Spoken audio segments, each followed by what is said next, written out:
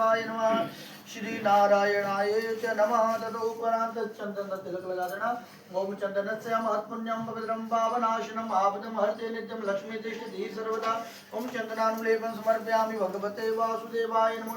तदोपरांत पुष्पाणि ओम जतनेन जतने देवा स्थानि धर्माणि प्रथमाध्यासन्नतेहनाकं महिमानयति देवा धूप दीप धूप महाग्रापि दीपं प्रदर्शयामि नमः। ततोपरां च नैवेद्य नाम्यादिदं चक्षुषं विष्णुदेवो समावृत्य पदव्यां होमदशः श्रोत्रालोकान् सर्वदा नैवेद्यं गच्छामि नमः। जलं समर्पयामि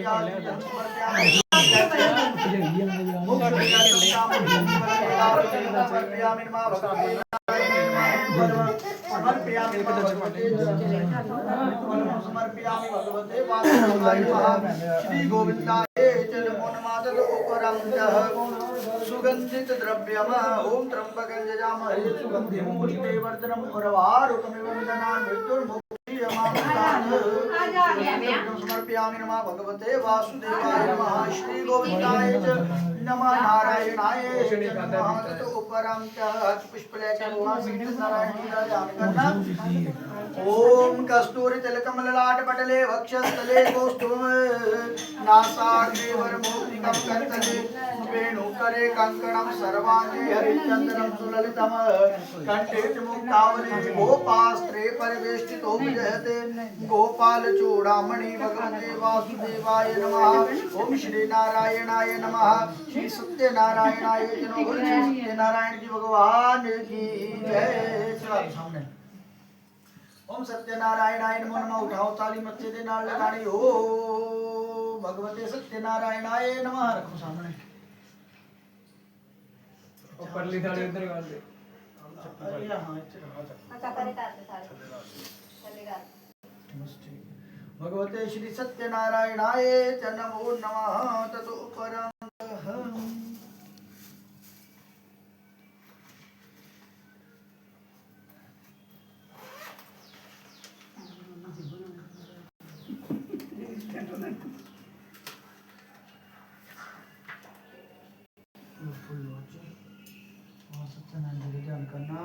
ओम शांताकारं भुजगशयनं पद्मनाभं सुरेशं स्वाहारं गगनसदृशं मेघवर्णं शुभांगं लक्ष्मीकान्तं कमलनयनं योगविद्यानगम्यं वन्दे विष्णुं भवभयहरं सर्वलोकैकनाथं भगवते नारायणाय नमः। भगवते सत्यनारायण वासुदेवाय नमः। कुश दक्षिण रखदनि नवरण्यगर्भः समवर्तताग्रे भूतस्य जातः प्रतिरेखा आसीत् कस्माय देवाय हविकाब्जं समर्पयामि भगवते सत्यनारायणाय च नमः। गोविन्दाय च नमो नमः। ततोपरांत हस्ते पुष्पाणि पुष्प ले लो।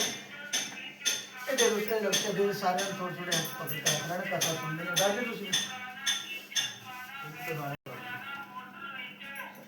हरि ओम। श्री कृष्ण गोविंद हरे मुरारी नाथ नारायण वासुदेव। श्री कृष्ण गोविंद हरे मुरारी हे नाथ नारायण वासुदेव। हे नाथ नारायण वासुदेव। हे नाथ नारायण वासुदेव। हे नाथ नारायण वासुदेव। श्री कृष्ण गोविंद हरे मुरारी हे नाथ नारायण वासुदेव। श्री कृष्ण गोविंद हरे मुरारी हे नाथ नारायण वासुदेव। हे नाथ मेरी यही कामना है। हे नाथ मेरी यही कामना है। बोलो न मैं नाम कभी भी तुम्हारा निष्काम होकर मैं दिन रात गाऊं। निष्काम होकर मैं दिन रात गाऊं। श्री कृष्ण गोविंद हरे मुरारी। श्री कृष्ण गोविंद हरे मुरारी हे नाथ नारायण वासुदेव। श्री कृष्ण गोविंद गोविंद हरे मुरारी हे नाथ नारायण वासुदेवा। बोले सत्यनारायण भगवान की जय, बोले श्री विष्णु भगवान की जय। ओम श्री गणेशाय नमः। व्यासोवाच एकदा नैमिषान्यविष शून्यकाद्य प्रशुन्नः सर्वे स्तुतो प्राणिकं खलु। कहते हैं कि एक समय की बात है कि नैमिषारण्य तीर्थ में, तीर्थ है नैमिषारण्य, तो वहां पर 88,000 जो ऋषिगण है इकट्ठे होकर के आपस में कलयुग के बारे में विचार कर रहे थे। कलयुग आ गया है, लोगों में बुरा हाल है, पाप कर्म कर रहे हैं। तो इस प्रकार से सभी 88,000 ऋषिगण जो है वो इकट्ठे होकर के कलयुग के बारे में वार्तालाप कर रहे थे। और इसी समय वहां पर जो है सूत जी महाराज जी अपने शिष्यों के साथ पधारे। तो जब सूत जी महाराज जी आए तो सभी जो वहां पर 88,000 ऋषिगण एकत्रित हुए थे, तो उन्होंने खड़े होकर के सूत जी महाराज जी का स्वागत किया, उनका पूजन किया, उनको बैठने के लिए उचित आसन दिया। क्योंकि सनातन की पद्धति है कि घर में जब भी कोई पूज्य लोग आते हैं तो सबसे पहले उनके चरण धुलाए जाते हैं, उनका पूजन किया जाता है, फिर उनको बैठने के लिए उचित आसन दिया जाता है।